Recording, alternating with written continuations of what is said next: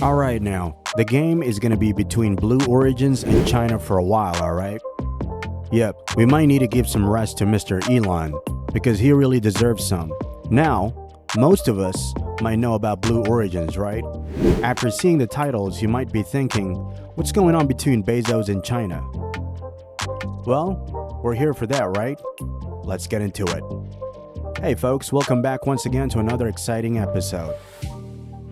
The private spaceflight firm, owned by the remarkable entrepreneur Jeff Bezos, and also led by CEO Bob Smith, started its journey in 2000. Just like SpaceX, the company aims to make tickets to space cheaper and more dependable through reusable launch vehicles. Even though there aren't many competencies like in other arenas, aerospace engineering also boasts companies like SpaceX, industrial manufacturing company Virgin Galactic, Northrop Grumman, and United Launch Alliance.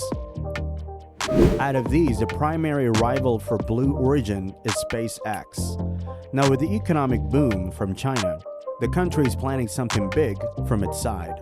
Well, from NASA, the biggest moment happened a long time ago. The crowd that greeted the astronaut, around 250,000 in Washington, 4 million in New York, dressed up in a variety of ways. Some people donned cardboard and plastic space helmets. Glenn became the first American to circle Earth 60 years ago, opening up the frontier of human space exploration to the moon and beyond. Glenn's journey signaled the beginning of a historic decade that included spacewalks, orbits around the moon, and 6 lunar landings. The border then faded. No person has traveled beyond Earth's orbit since 1972. A generation has reached middle age with little recollection of Americans landing on the moon. Friendship 7 made everything seem possible. So now that's history. What's now? Why don't we go a bit more back in time, huh? The Soviet Union launched Sputnik, the first artificial satellite, in 1957. Sparking a space competition with the United States. China, on the other hand, was nowhere to be found. While the United States and the Soviet Union competed for supremacy in this new area, one of the Chinese Communist Party's leaders, Mao Zedong, allegedly stated, "China cannot even put a potato in space." Now fast forward more than 6 decades, China's current leader, President Xi Jinping, is shown applauding 3 astronauts who were transported to the country's own space station earlier this month. Since Mao's remarks, China has launched satellites, sent humans into space, and is now aiming to create a base on Mars. Achievement and goals Beijing has emphasized as a centennial of the CCP's formation approaches. Now, seeing all of this, space is becoming another battleground between the United States and China as part of a greater technical contest for domination, with scientific and military repercussions for Earth. President Xi Jinping has stated that China's space dream wants to surpass other nations and become the world's top space power by 2045. All of that contributes to China's aim to become the world's only science and technology powerhouse. The question is, why did China choose space advancement now? China emphasized space as a frontier technology on which it will focus and conduct a study into the origin and evolution of the cosmos. However, there are further concerns. You can see how significant it is for China and the United States, since it can progress technical growth in areas such as national security and certain economical development. While analysts doubt they would result in war in space, extraterrestrial activity can help military operations on Earth. The aesthetics of space achievements are equally important. China and the United States proved their technological sophistication to the domestic audience in the world by space travel to the moon or Mars, enhancing their domestic and worldwide status, domestic legitimacy, and international influence. China's space program began in the late 1950s, but the world's second largest economy has only lately been able to boast substantial triumphs.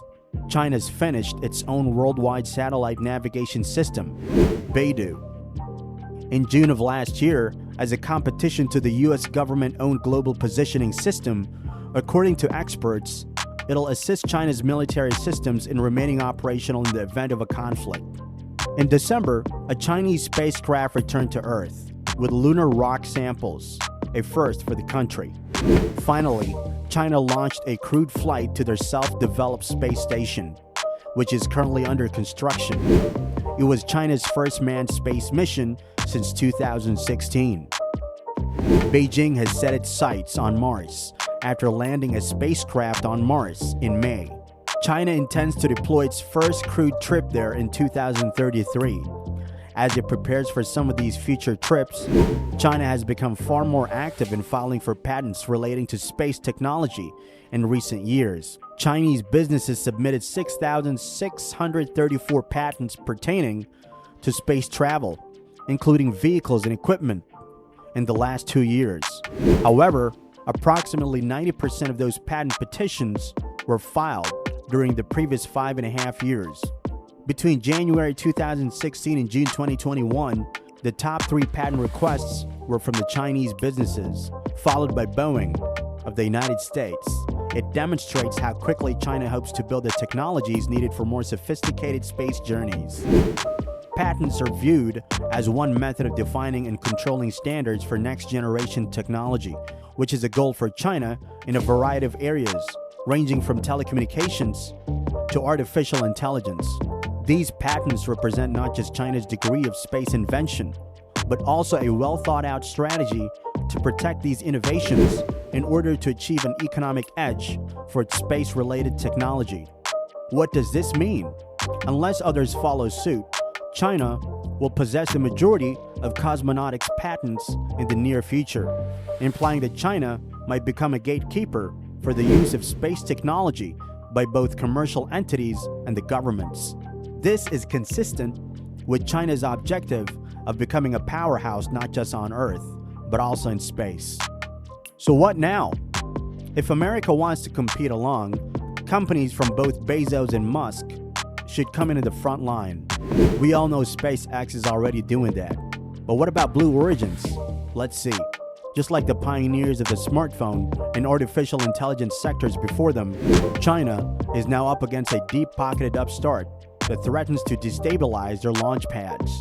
President Xi Jinping has relaxed the government's monopoly on space launches, which has fueled the establishments of tiny local firms with ambitions to compete with Musk's SpaceX, Bezos' Blue Origin, and Branson's Virgin Galactic. According to the Space Foundation in Colorado Springs, the businesses are receiving money from the Chinese venture capitalists and private equity investors looking to tap into China's $8 billion national space budget, which is second only to the United States. They may also depend on rocket experts from China's active manned space program. According to Zhang Changwu, CEO of Beijing-based Landscape Technology, he says they are actually a startup developing on the shoulders of the state aerospace company, and that there has never been a better time in China for a commercial rocket company to expand. According to the Satellite Industry Association, the number of satellites in orbit climbed by 50% between 2013 and 2017, reaching 1,738. Chinese rockets might aid manufacturers looking for low-cost means to put more satellites into space. Miniature satellites weighing less than 200 pounds might be a profitable payload for the Chinese.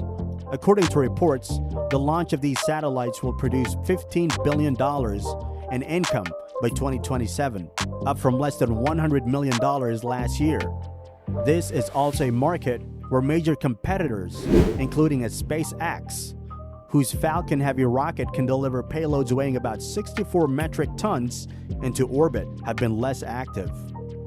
Several mainland businesses have successfully launched suborbital satellites and are competing to be the first in China to send satellites into orbit around the Earth. Landscape, which was founded in 2015, has received $72 million from local investors by April 2018 and employs 170 rocketeers and other engineers, virtually all of whom are veterans of the National Space Program. Over the last 3 years, more than 60 Chinese enterprises have entered the commercial space market. Musk's popularity in China, which is due to Tesla being the second largest market for electric vehicles, has also inspired several entrepreneurs. Now that SpaceX is contributing, we'll see if Bezos can make progress with Blue Origins. Always, we'll have to wait and see. Until then, all right now, what do you guys have to say about this? You know what to do. Drop it in. Anyway, let's hope for the best. That's about it for today. Make sure to subscribe to our channel for more content just like this one. And while you're at it, turn on post notifications so that you never miss out on any of our future uploads. Drop a like for the video if you guys loved it. That's it for today. Hope you enjoyed the video. Meet again in the next one.